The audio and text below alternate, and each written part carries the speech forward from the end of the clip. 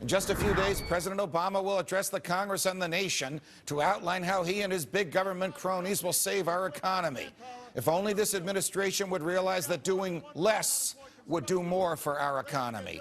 But more government action is most likely what we'll hear from him, especially in the wake of all the pressure he's getting from his base for not being liberal enough, for not being big government enough. From his money-printing schemes to his infrastructure banks to attempting to engineer a new age green economy, whatever the president drums up in order to appease his liberal base will most likely hinder, not help, long-term economic growth. He should listen to what the stock market is telling him today after another triple-digit dive. Investors are not excited at the prospect of more central planning. Doesn't the president get that taking a sharper turn to the left is actually a turn for the worse? Here on that is Texas Republican Congressman and presidential hopeful Ron Paul, who joins us by phone from Clute, Texas. Congressman Paul, it's a pleasure. Welcome back to Freedom Watch. Thank you, Judge. Good to be with you. What would you tell the Congress and the nation on Thursday night if you were the President of the United States in the circumstances in which President Obama now finds himself? Economically speaking, we need to clean house. We need to change the whole system because we've been following the wrong ideas. We have been following Keynesian economics. We need to get rid of the mistakes made. That means you have to liquidate the debt, and you have to change our ways with regulations, taxation, monetary policy, foreign policy. We have to just quit spending and allow the market to work. That's what made America great. We did have a market economy a while back. But since 1913, we've gone in the wrong direction with the Federal Reserve and the income tax, and we have to have a revolution of ideas. We certainly need a revolution in people's thinking.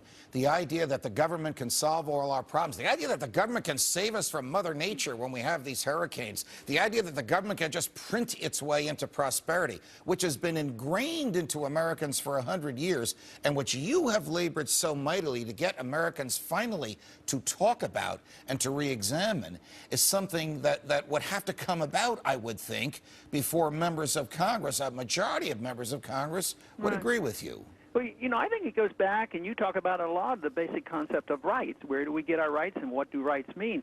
And, you know, whether it's worker rights or minority rights or whatever, they're talking about groups instead of the individual.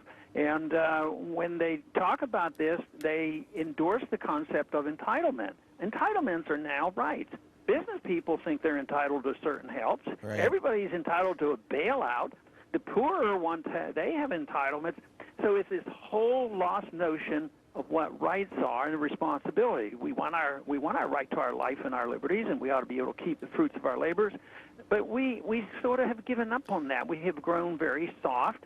But unfortunately, you know, we did well by borrowing and printing money, but we're at the end of the road there, and people will have to make a decision on whether they want liberty back or whether they want to just drift further into a totalitarian state. Well, what happens on Thursday night when the president, probably with a little sweetener here and a little sweetener there, basically says he wants to borrow another $1 trillion and spend it on jobs, make work to get people back to work, P.S. before Election Day?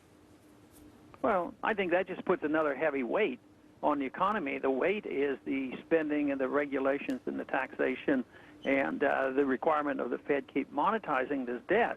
So he puts another weight on the economy, and it won't do any good. It's going to just bring down the economy more so because they haven't changed their tune. They have to change their ideas about how an economy grows. How are you feeling? You got another Republican debate coming up Wednesday of this week, tomorrow night. There's one about 2 weeks later on Fox. How's Ron Paul doing in these debates? Well, I think pretty good. I mean, when I consider what was happening, you know, even 4 years ago or 10 years ago or 15 years ago, there weren't very many of us. And now, wherever I go, the numbers keep growing, the enthusiasm there, we can raise the money. But I even hear it with some of the other candidates starting to talk about, well, we better check up on this Federal Reserve. Maybe we do need an audit. Maybe we shouldn't let them print all this money. And even hinting that maybe the foreign policy should be changed. So in that sense, I think we're winning in the battle for ideas. Even your opponents concede that you have dominated the debate for ideas. Congressman Paul, it's a pleasure. Sorry we had to do this by phone. We appreciate you chatting with us today. Judge, thank you. Just days before his jobs